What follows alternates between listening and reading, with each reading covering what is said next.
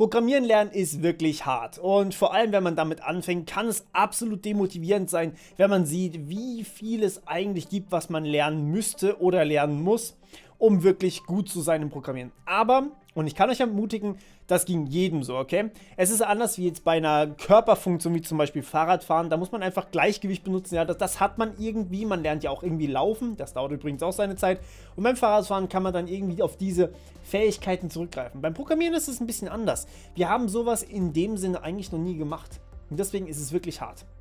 Und ja, in diesem Sinne, dieses Video hier soll 10 plus 1 Tipps abgreifen, wie euch das Ganze vielleicht ein bisschen einfacher fallen könnte. Und damit meine ich absolut nichts, was mit Coden zu tun hat. Ihr müsst einfach nur mir zuhören und diese Tipps hoffentlich ein bisschen verinnerlichen. Okay, fangen wir an mit Nummer 1. Angst und Selbstzweifel. Ja, das sind große Feinde und die gilt es als erstes mal zu überwinden. Ich weiß, ihr fangt an, Python zu lernen, das soll eine der einfachsten Sprachen sein. Ihr seht über 70 Videos in einer Playlist und dann fangt ihr motiviert an und merkt, dass ihr schon vielleicht nach 2 Videos kaum einen Plan habt von dem, was ich eigentlich gerade gesagt habe. Und das kann so frustrierend sein, das kann ich absolut nachempfinden und das ist völlig normal, Leute. Das geht wirklich quasi jedem so. Ich habe selber irgendwie, glaube ich, 3-mal angefangen C++ zu lernen, 2-mal angefangen JavaScript zu lernen und am Ende habe ich doch was völlig anderes gemacht. Und ja, damals war Python noch nicht so berühmt. Das war damals auch so bei mir. Man fühlt sich einfach irgendwie schlecht, weil man schon die Grundlagen nicht so richtig versteht und dann kommt noch was obendrauf und noch was obendrauf und das kann absolut überfordernd sein, aber ihr müsst euch darum wirklich keine Gedanken machen. Es reicht schon aus, wenn ihr absolut von vorne anfangen und vielleicht 1 oder 2 Videos verstehen könnt. Und dann seid ihr schon echt gut, ja. Dann seid ihr schon mal besser als, ich glaube, 90% oder 99% wahrscheinlich der Bevölkerung. Und das ist auch schon mal eine Errungenschaft, ja. Das muss man sich auch mal eingestehen. Und wirklich gut zu werden, dauert Jahre, okay? Es gibt nicht umsonst eine Ausbildung in diese Richtung oder mehrere Ausbildungen und ein Studium in diese Richtung. An die Gamer unter euch vielleicht noch einen kleinen Vergleich. Wie erfolgreich warten ihr, als ihr das erste Mal wirklich kompetitiv gespielt habt? Ich glaube, die meisten von euch waren wahrscheinlich nicht so erfolgreich und haben wahrscheinlich eher aufs Maul bekommen. So ging es mir auch. Man beißt sich halt irgendwie durch, man probiert es wieder und wieder und wieder. Und irgendwie beim Gaming ist es mehr so eine intuitive Sache, beim Programmieren ist es halt eher mehr eine logische Sache. Das heißt, man muss drüber nachdenken, was tut man und was kann man vielleicht dann noch anpassen, was kann man besser machen und dann guckt man immer mehr und lernt immer ein bisschen mehr. Ja, aber wie gesagt, übernehmt nicht die Rolle der Flamer für euch, lasst irgendwie Angst und Selbstzweifel komplett hinter euch. Wenn ihr auch nur ein Video versteht, ist es ein wirklich guter Schritt. Und wenn ihr dann vielleicht ein Video pro Woche versteht, dann ist das auch schon absolut ein fettes Lob wert. Aber zu dem Punkt komme ich gleich nochmal. Und zwar mit Nummer 2, zu große Happen auf einmal. Ja? Und das ist ein Punkt, den ich häufig in meinen Videos lese, also in den Kommentaren. Ich lese ja viele Kommentare, ja, ich lese alle Kommentare. Das müsst ihr, also es gibt Antworten auf Kommentare und es gibt Kommentare, ja. Und von den normalen Kommentaren, die Antworten leider nicht, aber die normalen Kommentare kriege ich immer so sortiert, dass ich wirklich die neuesten immer als oberstes habe, egal unter welchem Video. Das heißt, ich lese wirklich jedes Kommentar, okay? Und da fallen mir natürlich viele Dinge auf. Und zwar vor allem fallen mir da so Sachen auf, wie zum Beispiel, Leute fangen an, Discord-Bots mit Python entwickeln zu wollen oder Minecraft-Plugins mit Kotlin entwickeln zu wollen. Das ist gut. Aber sie überspringen dann immer ganz gerne die Grundlagen. Auch mal bei meiner Python-Playliste ist das wirklich ein riesiges Phänomen. Viele Leute überspringen Video 2, 3, 4 und 5 und fangen dann beim 6. Video wieder an. Und das ist so ein Ding, damit überspringt ihr wichtiges Wissen, auf dem die restliche Playlist aufbaut. Das heißt, wenn ihr euch vornehmt, hey, ich möchte einfach Sachen überspringen oder ich lerne einfach Videos 1 bis 6 auf einmal, dann überfordert ihr euch. Und das kann unfassbar demotivierend sein. Und das kann ich auch absolut nachvollziehen. Denn wenn ich damals in der Grundschule direkt mit, also Plus oder Addieren quasi in einem Satz beigebracht bekommen hätte und danach direkt multiplizieren, ja, dann hätte ich das nicht verstanden. Das ist ganz klar. Das wäre überfordernd ohne Ende gewesen. Und dementsprechend hier mein Appell an euch, geht die Playlist wirklich nach und nach durch. Ich habe die so aufgebaut, dass man damit wirklich gut lernen kann und dass man da nicht irgendwie noch Hintergrundwissen braucht. oder sonst irgendwas. Also klar, für manche Playlisten braucht man Hintergrundwissen, aber das sage ich dann immer dazu. Ja, und dementsprechend nehmt euch nicht zu viel vor, sondern wirklich eine Kleinigkeit. Wirklich einfach nur mit Zahlen irgendwas machen, selber ein bisschen ausprobieren und das war's dann auch schon für den Tag. Macht nicht mehr, sondern einfach wirklich nur eine Lektion am Tag und dann ist das auch völlig in Ordnung. Ihr müsst nicht irgendwie 1000 Sachen pro Tag oder sowas machen. Das ist mega überfordernd. Okay. Und ja, dann kommen wir direkt mal zu Punkt Nummer 3. Da geht es ein bisschen in den Code rein. Und zwar habe ich häufig schon Anfängercode gesehen. Und das ist auch völlig fein. Ja, jeder schreibt mal Anfängercode. Das ist absolut nicht verwerflich. Aber auf was man achten kann, ist die Formatierung und dass der Code übersichtlich bleibt. Das heißt, man kann sich gleich von Anfang an versuchen, einen guten Stil beizubringen. In dem Sinne, dass ich jetzt nicht irgendwie meine Variablen mal mit einem kleinen Buchstaben anfangen lasse, mal mit einem großen. Versucht eure Variablen immer mit einem kleinen Buchstaben anfangen zu lassen, eure Funktionsnamen immer mit einem kleinen Buchstaben anfangen zu lassen, eure Klassennamen, wenn ihr dann mal bei Klassen seid, das dauert und lasst euch da Zeit, dann mit einem großen Buchstaben. Okay, das hat seinen Sinn, so kann man die relativ direkt unterscheiden und so wird das eigentlich überall gemacht. Und das ist auch völlig fein. Achtet auch bei der Formatierung darauf, dass ihr immer die Sachen einrückt. Also solche Formatierungen in Python werdet ihr dazu gezwungen, aber das ist nicht in jeder Sprache so. JavaScript kann man schreiben, wie man möchte und da wird teilweise wirklich sehr, sehr unübersichtlicher Code produziert und ja, der lässt sich dann nicht mehr so leicht sehen. Achtet darauf, dass ihr einen angenehmen Stil habt, dass ihr den selber gut lesen könnt. Das ist auch für Anfänger wichtig. Es geht als Anfänger nicht darum, dass ihn irgendjemand anders lesen kann. Es geht vor allem darum, dass ihr ihn sofort lesen könnt. Auch wenn ihr irgendwie einen halben Monat oder gar mehrere Monate später nochmal in dieses Skript reinguckt, weil ihr vielleicht denkt, Mensch, wie war das nochmal mit den Funktionen, wie ging das? Und vielleicht dann gerade wieder Ferien habt oder sowas und dann wieder weitermachen wollt. Außerdem ist noch wichtig, dass ihr Variablennamen und Funktionsnamen oder generell Namen so wählt, dass sie was aussagen. Wenn ihr zum Beispiel eine Variable a nennt, dann wisst ihr nicht, was das ist. Wenn ihr eine Variable allerdings addieren nennt, ja, oder eine Funktion addieren nennt, dann wisst ihr, okay, das Ding addiert mir zwei Zahlen zusammen oder auch einfach plus. Ja. Solche Funktionsnamen sind sehr viel hilfreicher als Funktionsnamen, die rein gar nichts aussagen. Und das ist sehr, sehr wichtig, dass ihr da wirklich Namen wählt. Von mir ist auch ellenlange Namen, okay? Nicht übertreiben hier, aber wirklich Namen, die aussagen, was genau das Ding tut. Und das ist ein Riesenpunkt, den ich schon sehr, sehr häufig gesehen habe. Versucht, euren Code so zu schreiben, dass ihr den auch später, denkt an euer Zukunfts-Ich in einem halben Jahr oder denkt an euer Ich, bevor ihr jemals diesen Code gesehen habt. Dann müsst ihr ihn wieder lesen können und dann einfach nur einen Blick drauf und sehen, ah, okay, das war das brauche ich nicht weiter. Dann ist es guter Code. Okay. Außerdem, das gehört da auch so ein kleines bisschen mehr rein, habe ich aber separat gepackt in Punkt Nummer 4, zu viele oder zu wenige Kommentare. Und das heißt, Kommentare sind natürlich ein essentieller Punkt, wenn ihr gerade mit dem Coden anfangt. Und die Dinger sind einfach für euch sozusagen im Code drin, damit ihr euren Code lesen könnt, ohne Probleme. So, jetzt ist es aber so, wenn ihr zu viel schreibt, also nehmen wir erstmal an, ihr schreibt zu wenig Kommentare. Ja, das habe ich schon sehr oft gesehen. Dann denkt ihr euch, was hat das nochmal gemacht? Und dann könnt ihr es quasi gleich neu schreiben, weil ihr nicht mehr versteht, was das Ding tut. Ihr spart euch Zeit, wenn ihr Kommentare schreibt, weil ihr den Code danach nicht nochmal neu schreiben müsst, weil ihr wisst, was das Ding tut oder euch schneller wieder klar wird, was das eigentlich tut.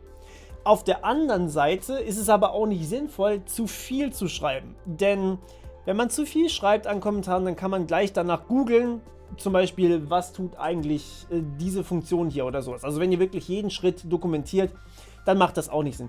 So Kommentare schreiben, dass ihr das auf einen Blick versteht, was da eigentlich drin vorgeht in dieser Funktion. Und das habe ich auch schon bei vielen Profis anders gesehen.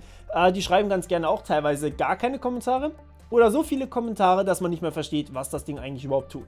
Und ja, das mache ich manchmal auch noch selber falsch. Das macht, glaube ich, jeder immer mal wieder falsch, aber man sollte sich gut angewöhnen. Okay, kommen wir zu Punkt Nummer 5, Copy-Pasting. Ihr fragt mich relativ häufig, ob ich den Code nicht in die Beschreibung packen kann. Und manchmal mache ich das, manchmal mache ich das nicht. Das hat seine Gründe. Und zwar, Copy-Pasten führt einfach nur dazu, dass ihr blind meinem Code vertraut oder auch gerade bei meinen Python-Hacking-Tutorials, ja. Ihr geht da einfach drauf, kopiert euch den Code und nutzt den dann. Das hat aber mit Coden nichts zu tun und es gibt viel, viel bessere Software, die zum Beispiel Passwörter crackt oder sonstiges Zeugs macht. Da müsst ihr nicht meinen Code dazu nehmen. Aber dieser Code soll euch quasi eine Basis geben, um zu verstehen, wie dieser Vorgang eigentlich abläuft und dann vielleicht selbst noch was zu optimieren. Und wenn ihr dann copy-pastet, dann versteht ihr diesen Code nicht. Das heißt nicht einfach hergehen und sagen, hey, ich kopiere mir das mal, das wird schon klappen, sondern es kann sich in der Zeit auch irgendwas geändert haben oder es kann vielleicht sein, dass es irgendwelche Optimierungen gibt, die viel, viel besser sind. Und deswegen ist Copy-Pasting meistens eine schlechte Idee. Selber ausprobieren, selber verstehen, was da passiert, ist sehr, sehr viel effizienter, als einfach nur zu sagen, ich habe keine Lust, Discord-Bots programmieren zu lernen. Ich gucke mir einfach die Playliste an und kopiere mir einfach den Code, den der da geschrieben hat und dann weiß ich aber nicht, wie man den hostet oder so, sonst irgendwas.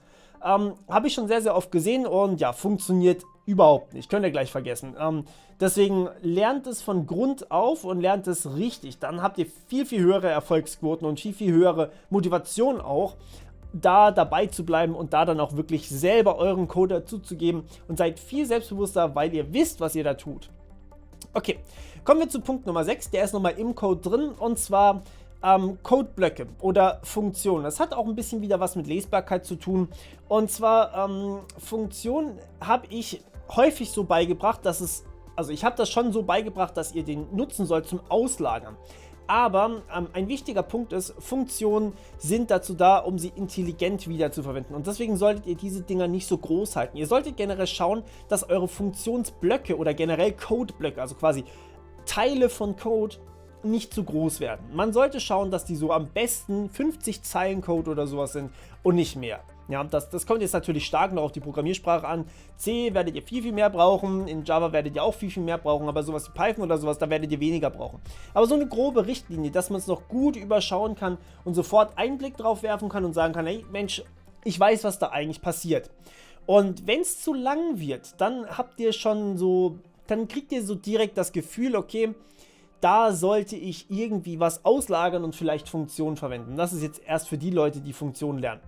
Okay, kommen wir zu Punkt Nummer 7, Plan machen. Ja, ein Plan machen kann so sehr helfen, wenn ihr anfangt mit dem Programmieren, denn ja, wie gesagt, ihr solltet ja natürlich nicht einfach so losprogrammieren, sondern ihr solltet ja irgendwie einen Plan haben eben. Ihr wollt irgendwas schreiben und ihr wollt irgendwas machen. Und dazu müsst ihr euch erstmal strukturieren, was genau wollt ihr eigentlich machen und was braucht ihr dafür. Und vor allem dieses, was braucht ihr dafür, ist eine große Sache. Wenn ihr wisst, was ihr braucht dafür, dann habt ihr schon euren Code quasi geschrieben in eurem Kopf. Dann müsst ihr es nur noch hinschreiben. Und das macht alles sehr, sehr viel einfacher. Das heißt, wirklich einen Stift und Papier nehmen, euch aufschreiben, was euer Programm tun soll, was euer Algorithmus tun soll, wie der arbeiten soll und nicht direkt im Code versuchen, das zu machen. Ich habe das zum Beispiel in meiner Algorithmen-Playliste sehr, sehr gut gemacht. Da habe ich erstmal Eigenlob, ne? Nee, war eigentlich nicht als Eigenlob gedacht, aber eher so, dass ihr euch daran Vorbild nehmen könnt. Ich habe da aufgezeigt, was genau passiert und danach erst habe ich den Code dazu geschrieben. Und in dem Code, naja, das zu verstehen ist ein bisschen schwierig, aber wenn man dann die Visualisierung noch dazu hat, dann ist es viel, viel einfacher. Und das würde ich euch wirklich empfehlen, wenn ihr irgendwas schreibt. Also vielleicht auch, wenn ihr so Sachen macht, wie zum Beispiel die größte Zahl einer Liste rausfinden oder sowas. Dann könnt ihr da tatsächlich euch einen Plan vorher aufschreiben. Wie funktioniert das? Einfach mal ein Beispiel auch aufschreiben. Eigentlich zu so ziemlich allem kann man sich ein wunderbares Beispiel aufschreiben. Und dann sieht man, Mensch, ach, so funktioniert das. Ist ja gar kein Problem, das schreibe ich mal kurz. Und so ist es dann viel, viel einfacher. Ich bin ein großer Freund von Programmen, speziell für Anfänger bin ich ein großer Freund von Programmen, die später erweitert werden. Das heißt, ich empfehle immer wieder das Textadventure und ich werde wahrscheinlich auch noch ein Video zu Anfängerübungen machen, die man super gut programmieren kann. Weil man da dann eben sehr, sehr basic anfangen kann, also wirklich einfach nur normale Zeilencode und dann passiert nichts und dann kann man mit Variablen anfangen, mit Input, Output anfangen, mit Funktionen, mit Klassen, mit richtig großen Dingern und irgendwann hat man so ein fettes Programm, dass man sich denkt, wow, und das habe ich alles selber geschrieben. Und das ist der Punkt, der richtig, richtig cool ist, wenn man sowas schafft. Deswegen, ich bin wirklich ein Freund davon, von Programmen, die nach und nach erweitert werden und verbessert werden. Aber es ist eine grobe Richtung nötig und diese grobe Richtung, die müsst ihr natürlich schon vorher irgendwie haben. Ihr müsst euch im Klaren sein, was genau ihr eigentlich machen wollt. Und ja, das ist auch was sehr, sehr Wichtiges.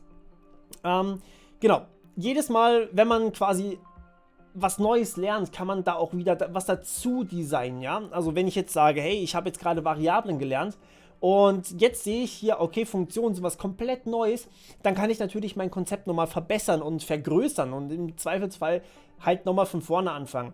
aber man hat diesen Grundstein und man kann dann darauf aufbauen. Und das ist schon wirklich was, wo man sehr, sehr viel Hilfe auch von sich selber bekommen kann. So, direkt dazu gehört eigentlich Punkt Nummer 8, und zwar, man nutzt gerne Übung, beziehungsweise man nutzt keine Übung, das wäre sozusagen das negative Beispiel. Das positive Beispiel wäre, sehr viele eigene Übungen zu verwenden. Nutzt irgendwas Eigenes, ja? Also wenn ihr irgendwie eine Motivation habt, ihr wollt eine KI schreiben oder ihr wollt hacken lernen, dann schaut, was ihr wirklich sehr, sehr basic machen könnt, sehr, sehr einfach machen könnt, quasi das grundlegendste Grundmodell, was man überhaupt nur hat, und dann verfolgt das und dann programmiert ihr euch das. Und das könnt ihr dann immer mehr erweitern. Je besser ihr werdet, immer mehr erweitern und immer mehr erweitern. Und irgendwann habt ihr wirklich euer fertiges Ding, was ihr eigentlich programmieren wolltet. Es ist vielleicht nicht so schön, wie wenn es jetzt von Anfang an von einem Profi entwickelt wurde. Aber das kann auch niemand erwarten, das ist euer erstes Projekt. Und wenn es dann euch irgendwann wirklich so sehr stört, dann könnt ihr es auch nochmal von vorne schreiben. Ja, also quasi nochmal clean aufdröseln, was da alles reingehört. Aber als erstes Projekt wirklich verfolgt da ein Ziel, was ihr haben wollt oder was ihr auch tatsächlich für euch brauchen könnt. Und das unterscheidet sich natürlich immer sehr, sehr stark für euch oder eben für eure Person auch. So, kommen wir zu Punkt Nummer 9, und das lese ich leider auch immer mal wieder. Zu viele Sprachen auf einmal lernen wollen ist nicht gut. Wenn ihr jetzt, sagen wir mal, Python lernt, ja, das ist eine super Anfängersprache, dann aber zu sagen, Mensch, ich will jetzt sofort, also quasi Python-Grundlagen gelernt, ja, auch verstanden soweit, und dann geht ihr direkt über und lernt eine neue Sprache. Dann funktioniert es nicht so richtig. Das führt dann zu Verwirrung im Kopf. Ihr verwirrt euch selber und verletzt euch dann natürlich. Nein, Pokémon-Referenzen hier jetzt mal beiseite. Es kann passieren, dass ihr die Syntax verwechselt, also wie das Ganze aufgeschrieben wird. Natürlich die Strukturen, die werdet ihr früher oder später gleich finden, aber ihr solltet eure erste Sprache wirklich nur auf eine Sprache konzentrieren und dann verstehen, was da passiert, und dann vielleicht auf andere Sprachen umsteigen. Aber am Anfang solltet ihr wirklich eine Sprache machen und die wirklich gut können. Es muss nicht eine andere Programmiersprache sein. Ihr könnt eigentlich mit einer Sprache fast alles machen, was ihr wollt. Und klar, natürlich, wenn ihr ein sehr, sehr spezielles Ziel habt, wie zum Beispiel, ihr wollt unbedingt Apps entwickeln, dann geht direkt auf die Sprache, mit der man Apps entwickeln kann. Wenn euch aber kein Ziel oder sowas direkt vor Augen schwebt, dann bleibt erstmal bei dieser einen Sprache und lernt die wirklich durch. Ja. Und dann kommen wir zu Punkt Nummer 10, das ist der letzte offizielle Punkt. Es gibt noch einen Bonuspunkt gleich. Und Punkt Nummer 10 könntet ihr jetzt so ein bisschen falsch verstehen. Aber ich meine mit fail, also der Punkt heißt erstmal versagt, ja, ihr müsst versagen, und das ist wirklich gut. Es gibt ein schönes Zitat, das nennt sich fail early and fail often, ja, das bedeutet so viel wie früh versagen und häufig versagen. Das ist auch sinnvoll, und gerade beim Programmieren gibt es nichts, was besser ist, was euch das Programmieren besser beibringt als irgendwelche Fehler. Das kann ich nicht, das kann niemand kann euch das Programmieren so gut beibringen wie Fehler. Aus Fehlern lernt man, der Spruch ist hier so wahr wie sonst nirgends. Denn jeder einzelne Fehler, den ihr behebt, ja, der hilft euch dabei zu verstehen, was eigentlich in diesem ganzen Programm passiert und was da eigentlich falsch läuft. Er hilft euch zu verstehen, was zum Beispiel ein Array ist, was Grenzen von einem Array sind oder von einer Liste, was zum Beispiel Zahlen sind, beziehungsweise wo vielleicht auch Zahlen nicht mehr erlaubt sind, was zum Beispiel Division durch Null ist. Solche Fehler sind was sehr, sehr gut ist und aus dem man wirklich sehr, sehr viel lernen kann. Aber, und das ist wichtig, wenn ihr einen Fehler habt, dann dürft ihr nicht irgendwie sagen, Mensch, ich schreibe das jetzt neu, sondern ihr müsst versuchen, diesen Fehler zu beheben. Und dann eben von mir aus nach dieser Fehlermeldung googeln und dann versuchen, oder auch nur nach einzelnen Worten, die dann ins Deutsche übersetzen lassen, falls die Fehlermeldung auf Englisch ist. Und dann zu verstehen, was habt ihr eigentlich da gemacht, was zu diesem Fehler geführt hat. Und wenn ihr das verstanden habt, dann könnt ihr den Fehler relativ schnell beheben. Wenn ihr den Fehler gefunden habt, behebt ihr den Fehler normalerweise super schnell. Und wenn man das gut kann, dann ist man erst ein richtig guter Programmierer. Ein guter Programmierer zeichnet sich nicht dadurch aus, dass er alle Programmiersprachen kann oder alle Frameworks kann. Das geht gar nicht. Ein guter Programmierer, der weiß, was der sieht, wenn er einen Fehler macht, dass er ihn beheben kann und ja, dann auch wirklich den Code weiter produzieren kann, auch wenn er einen Fehler mal gebaut hat. Und ja, es ist sogar gut, wenn man den Code sozusagen früh kaputt macht, denn dann findet man früh den Fehler, und in einem kleineren Codefragment ist es natürlich einfacher, so einen Fehler zu finden. Und ja, das ist tatsächlich ein sehr, sehr wichtiger Punkt, dass ihr eure Fehler versucht zu beheben. Und sowas zu beheben motiviert ungemein. Das könnt ihr euch so gar nicht vorstellen. Wenn ihr einen Fehler behebt, dann ist es erstmal so ein richtiges Euphoriegefühl. Und das macht, glaube ich, auch den Reiz am Programmieren aus. Wenn man mal ehrlich ist, Bugfixen wir mehr, als dass wir eigentlich Code schreiben. Und ich glaube, dieses Bugfixen löst in vielen auch so ein kleines Glücksgefühl aus. Das müsst ihr mir schon zustimmen, oder? Schreibt mir das gerne mal in die Kommentare, ob das bei euch auch so ist.